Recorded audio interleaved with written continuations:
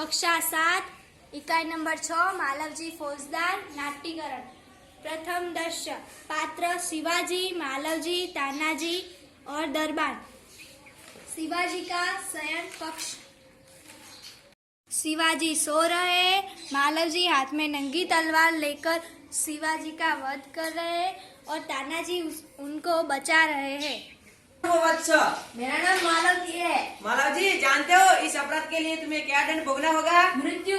मृत्यु दंड पाने से पहले तुम्हें एक मुझे बात बतानी होगी। वह क्या? तुम्हारी बातों और चाल ढाल से ये जान पड़ता है कि तुम एक वीर पुत्र हो, सत्यवादी हो। मुझे ये आशा है कि तुम कभी झूठ नहीं बोलोगे। जो बात सत्य है मैं अवश्य बताऊंगा। इसमें छिपाने वाली क्या बात है? क्या तुम मुझे मारकर मराठा साम्राज्य के मालिक बनना चाहते थे? नहीं। क्या मैंने कभी तुम्हें हानि पहुंचाई है, चेष्टा की थी? क्या मैंने कभी राष्ट्र की प्रतिष्ठा पर धब्बा लगाया है? महाराज, ये सब कुछ नहीं।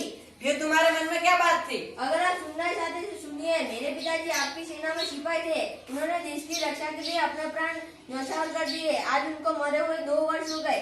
घर में मैं और मेरी माता केवल 2 प्राणी हैं। हमने 3 महीनों से पेट भर अन्न मिलना भी दुर्बल हो गया है। इसी विचार में बैठा था कि एक सैनिक ने आकर मुझसे कहा कि तुम शिवाजी का वध कर दो तो मैं तुम्हें धन दूंगा। इसी लालच में पड़कर मैं आपकी हत्या करने के लिए यहाँ पे आ पहुँचा, लेकिन अचानक आपकी आंखें खुल गई। जब तुम्हें इतना कष्ट था तब तुम मेरे पास क्यों नहीं आए? महाराज, मेरे आने की क्या आवश्यकता है?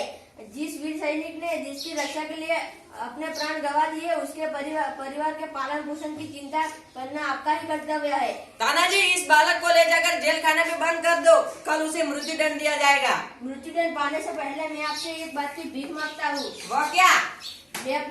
मरने से पहले मैं अपनी पूजनीय माता का दर्शन करना चाहता हूँ। यदि तुम अपनी माता का दर्शन करके न लौटे तो?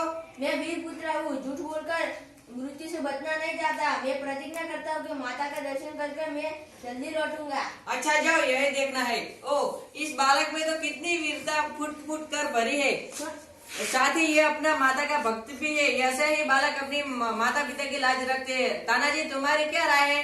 महाराज, आप क्या कहते हो? मैं तो उसकी वीरता और साहस पर मुग्ध हूँ। तानाजी, जानते हो इस बालक के साथ मैं क्या व्यवहार करूंगा? नहीं महाराज। उसको मृत्यु दंड न देकर उसे अपनी सेना में भर्ती कराऊंगा। माता के साथ इतनी दया धन्य है। तानाजी, मारने वाले से बचाने वाले में अधिक शक्ति होती है।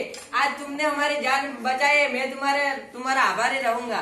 महाराज, आप क्या कहते हो? मैं तो अपना स्वामी की रक्षा करना मेरा कर्तव्य है। इसमें आभारी होने की क्या बात है? अच्छा, तुम जैसे सैनिकों पर भारत माता गर्व करती है। अच्छा, जाओ, थोड़ी देर विश्राम करो। जो अन्य महाराज।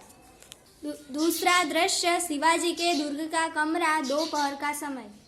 तानाजी, न जाने मेरे मन में ये बालक की क्यों इतना प्रेम उभर रहा है।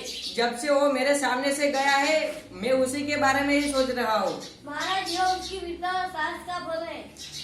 सही बात, तुमने सही कहा। उसकी वीरता और का ही फल है। मुझे तो उस बालक की वीरता बहुत अच्छी लगी। इसमें भी क्या कोई संदेह है? इतने में दरबान का प्रवेश। महाराज, एक बालक आपसे मिलना चाहता है। उसे बुला लाओ। जो आज्ञा मांगो।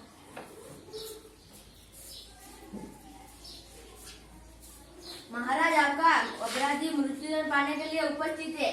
वीर पुत्र, तुम इतनी जल्दी कैसे आ गए? महाराज, आपसे विदा होकर मैं घर पहुंचा।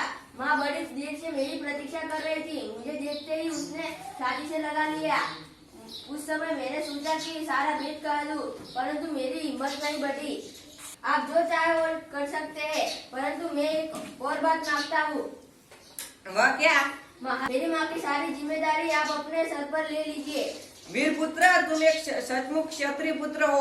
मैं तुमको मृत्यु दंड न देकर मैं तुमको अपनी सेना में भर्ती कराऊंगा। महाराज, आप धन्य है, धन्य है। पुत्र, जिस तरह तुम अपनी माता से दुखी हो, मैं भी भारत माता के दुख में दुखी हूँ।